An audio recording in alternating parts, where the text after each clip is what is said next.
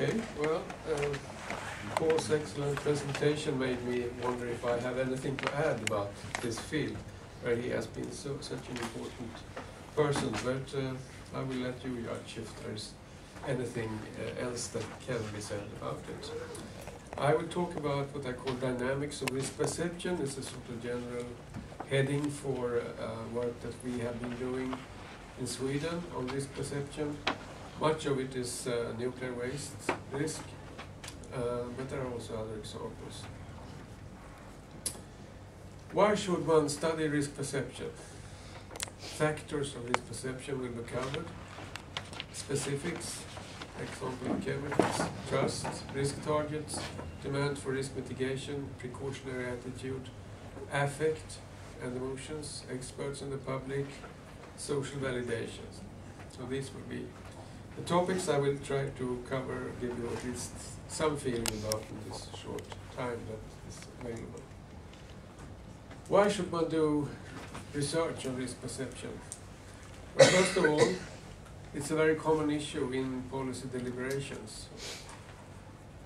This is true both for decision makers and for the public. Several risk-related issues have created great economic and political turbulence. There is therefore a need to know more about how people perceive and react to risks. Risk communication and risk perception are related because beliefs or perceptions constitute the basis. They are what risk communication should be about.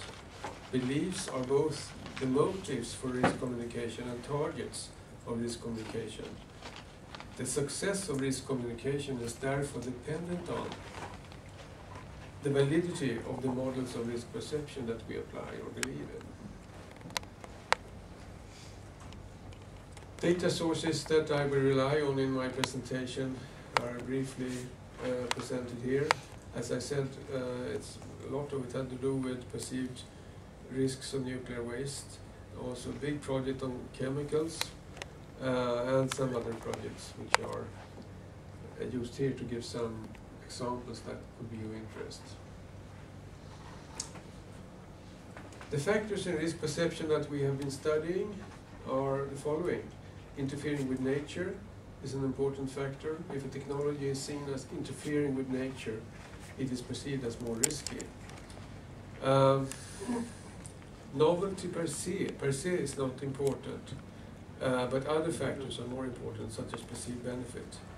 Trust, social trust is important, but with epistemic trust, that is trust in science, is even more important.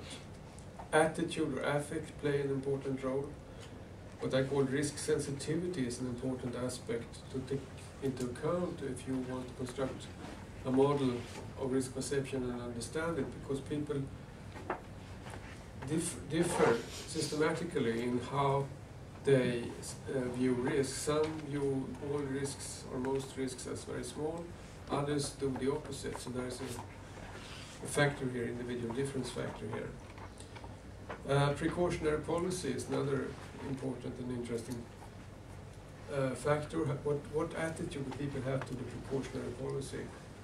And also finally, various hazards require their own different set of concepts to understand how people perceive them. For example, terrorism became a very important new topic about 10 years ago, and it requires a different type of analysis than, say, technology risks that have been studied previously. Here are some models which show you how tampering with nature, interference with nature, gets a high weight in the models, while the more traditional factors get almost no weight at all. Social trust in experts or organizations, has typically only a fairly weak relationship to perceived risk, around 0.3 in terms of correlation. But at the aggregate level, you can see a relationship. This is from data on chemical risks that we did in the European Union. We have data for now 29, I think they were member countries in the European Union, and we have data,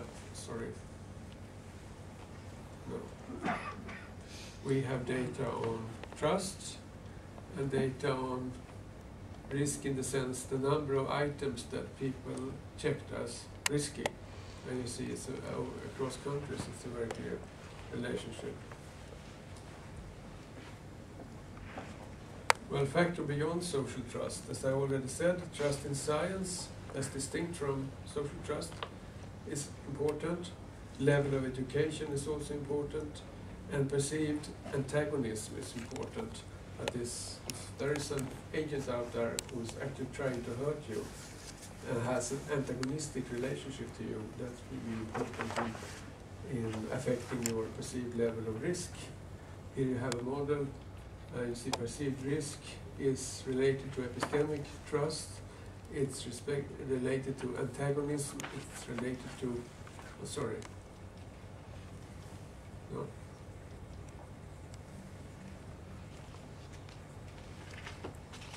It's related to risk sensitivity, that is the individual difference variable. Have a rather high level of explained variance. It's 58 to 56% of the variance of perceived risk is explained here. So, when it comes to trust, conclusions are that epistemic trust is more important than social trust, that the effect of social trust seems to be mediated by epistemic trust.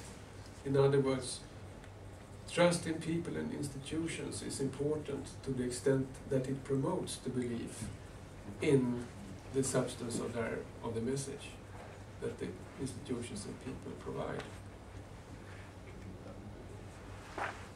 Risk target. That's a topic that we got started on very early in this research. What I mean is that we have two types of risk: personal and general risk. They differ both as to level and rank order. General risk, that is the risk to people in general, to others, is important for lifestyles such as smoking, alcohol, etc. Personal risk is more important for environmental or technology hazards. And if you don't specify the target, just ask for risk. It seems from our research that what people do is they rate the general risk rather than the personal risk. And it's interesting then to note that the important thing in policy context is not personal risk. It's not general risk, but personal risk. How am I doing with time? It's okay? Yeah. Okay. So I said that the level of general and personal risk are different. Here is some data. There is a lot of data on that. And that people rate general risk as much larger than personal risk. Here is some example. Alcohol, and you relate it to how much alcohol you consume per week in centiliters. And here is the risk rating. And you see that the personal risk is correlated with consumption. General risk is not. General risk is larger than personal risk, except at the very highest level of consumption. And here, with smoking, it's even clearer that the general risk is rated as much larger than the personal risk, even for the very high level of consumption of cigarettes, number of cigarettes per day.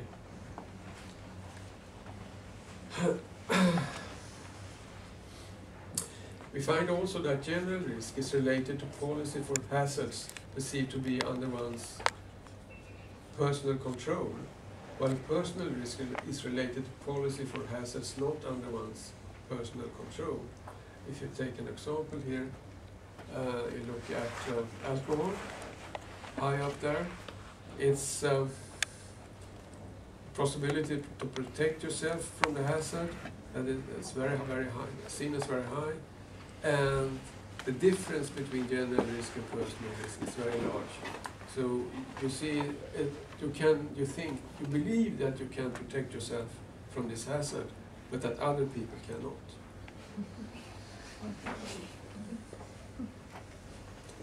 Now, how important is risk?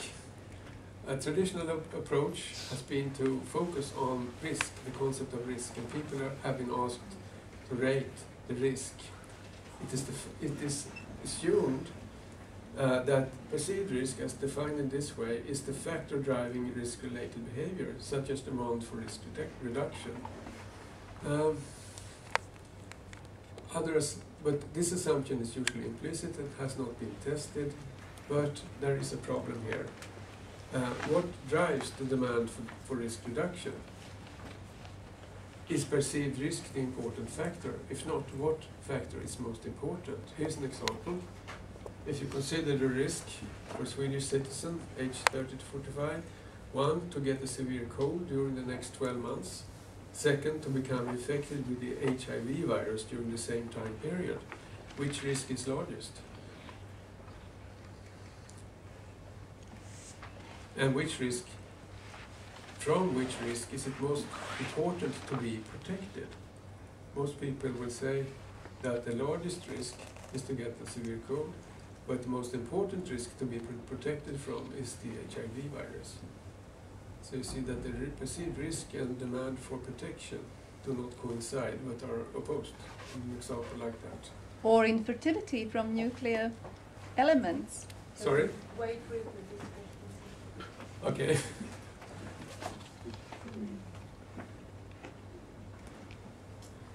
Risk perception studies have shown that risk and probability are closely related.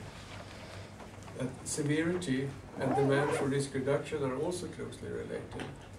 And that risk and demand for risk reduction are only moderately related. People tend to be dismissing the importance of probability. In risk communication, it should be clear that the public wants to hear about severity of consequences, not so much about probabilities. Probability is hard to understand. Precise estimates of very small probabilities must rely on many assumptions and are seldom very credible. In risk perception research, it is therefore necessary to broaden the scope. Just studying risk is not sufficient. I think time is a little bit of a problem here. No? According to my watch, you still have 10 minutes. Yeah, I thought maybe I should skip this topic of individual differences.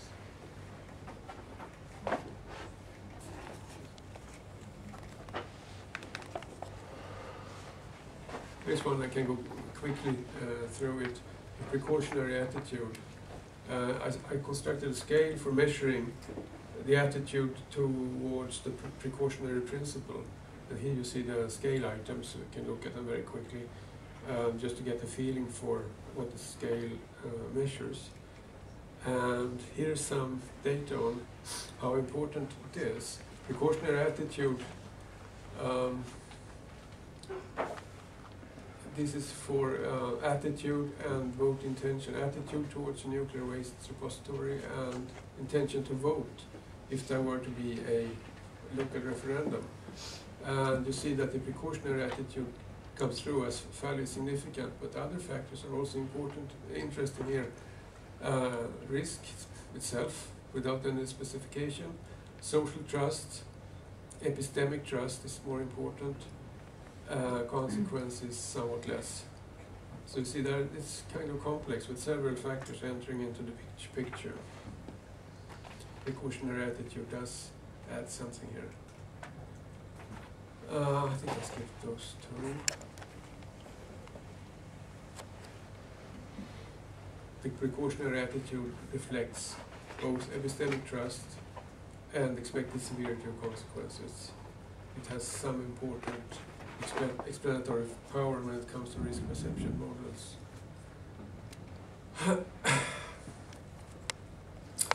Here is some data from a recent European Union project.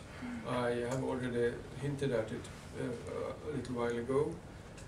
We have an enormous amount of data here, 26,000 respondents in 27 member states, and they were asked to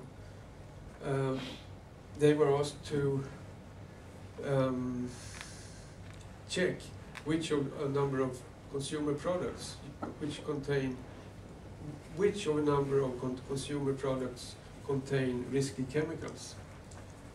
And here, what you see here is interesting. Pesticides or herbicides were checked by many people, while, say, toothpaste was checked by very few. Fabrics, hair shampoos, and so on, checked by very few. So, the interesting thing here is that chemicals is a highly variable concept, sometimes seen as very risky, sometimes not. So chemicals by itself doesn't really say very much. You have to specify what sort of product that you are interested in. Here you see some data on the perceived risk of terrorism. I did a study I did some 7 or 8 years ago. And the most interesting thing I want to point out here is that suspicious thought patterns, to be suspicious, to see the world as risky, is an important factor. This is a specific factor which enters into this particular kind of risk perception. Emotions are important. Paul talked a lot about that. Emotions do enter into risk perception in important ways. Here's some data I collected on subjective waste risk, and here you see that general attitude to the object, in this case to nuclear power, seems to be very important. That is, could be called affect if you like. General risk sensitivity, that is differential, individual differences factor is also very important. We had another study where we asked people to rate their emotions with regard to a nuclear waste repository, and both negative and positive emotions were rated. This data were collected both in the municipalities where it was planned perhaps to have a nuclear waste repository, and in a national sample. And here you see that the attitude to a repository is most strongly related to emotions, positive and negative emotions, and other factors seem to be less important. That sort of emphasizes the importance of emotional reactions. If you ask people about how is their own emotional reaction to the concept of nuclear power, and how would they expect other people to react emotionally to nuclear power, you see there's an interesting difference, that the relationship is much stronger between emotions and their own and attitude when it comes to their own emotional reaction, not the kind of emotional reaction they believe other people would have. Yeah. And here you see there's an interesting attribution problem here. People rate their own emotional reaction and the emotional reaction of others.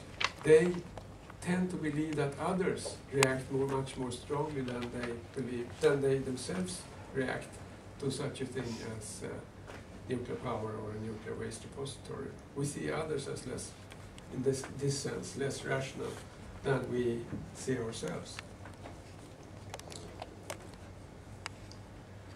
I think I'll skip that.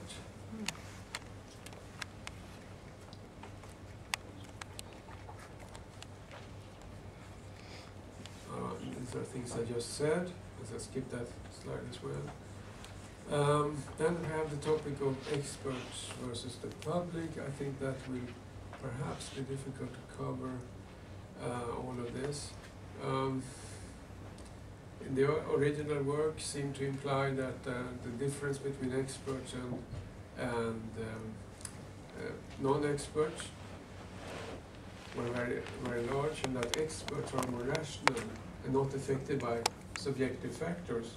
We have done quite a lot of work on that and find that the important thing seems to be the experts' field of responsibility.